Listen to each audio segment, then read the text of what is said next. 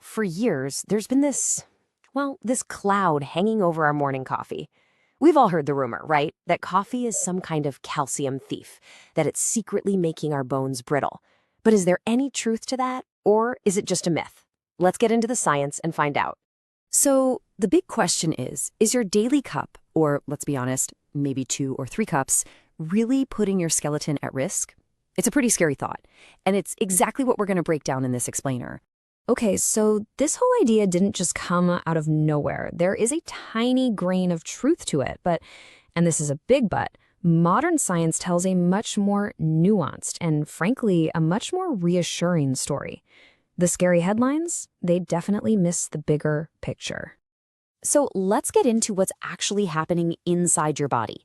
It's less of a dramatic bone theft and way more like a very, very small and totally manageable leak.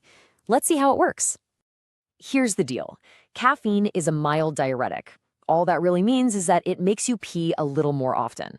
And when that happens, your kidneys don't reabsorb quite as much calcium, so a tiny bit extra gets flushed out. But our bodies are incredible at maintaining something called calcium homeostasis, basically keeping things in balance. They are built to handle these tiny little shifts. So how much are we talking about here?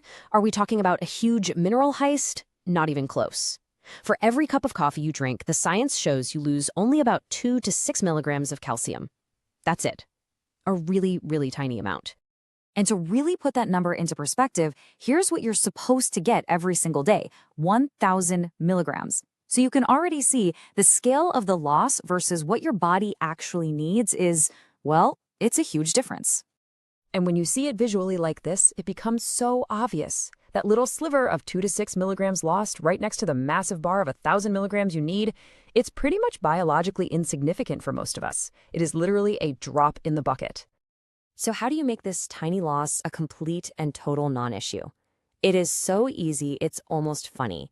It's something nutrition experts call the 1-to-1 rule. Just add 1 or 2 tablespoons of milk to your coffee. Boom, done.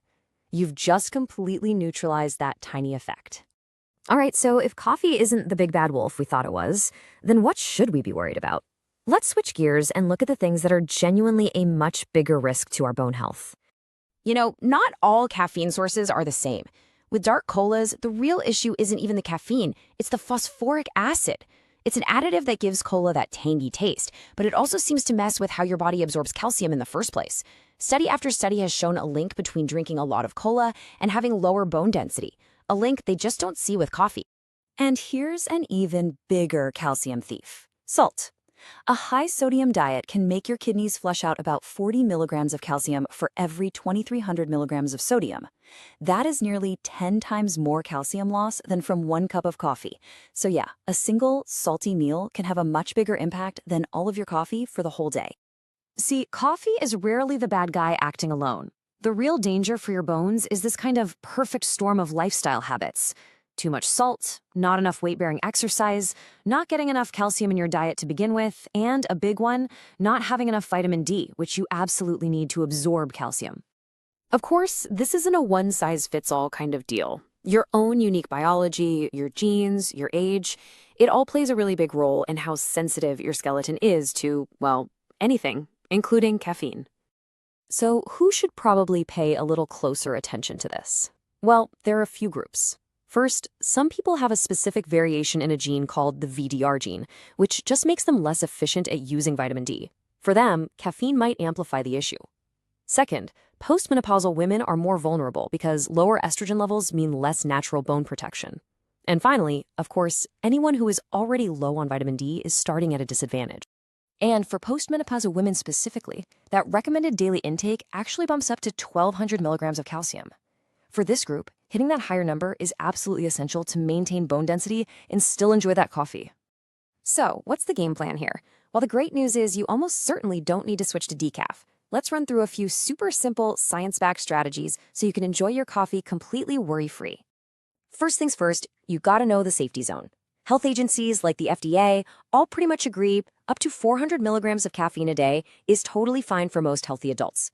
We're talking about 4, maybe 5 cups of coffee. So most of us are well within that healthy range. Okay, Let's put this all together into your takeaway checklist. First, keep your coffee intake moderate, under that 400 milligram limit.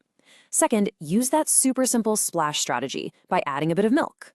Third, if you take calcium supplements, just wait about an hour after your coffee so your body can absorb them better. Fourth, make sure your vitamin D levels are good. And finally, number 5, keep an eye on the real villains, those dark sodas and high-salt foods. So let's circle all the way back. Does coffee cause calcium deficiency? The answer, for most people, is a clear no. Not on its own. The threat has really been overblown. For the average healthy person who gets enough calcium and vitamin D, the health benefits of coffee are way more significant than this tiny mineral issue. The bottom line is this: your bones are stronger than a cup of coffee. Now, if you want to dive even deeper and check out all the studies and the data behind what we've talked about, we've linked to the full source article right there in the description below. Go check it out to get all the details. Thanks for watching.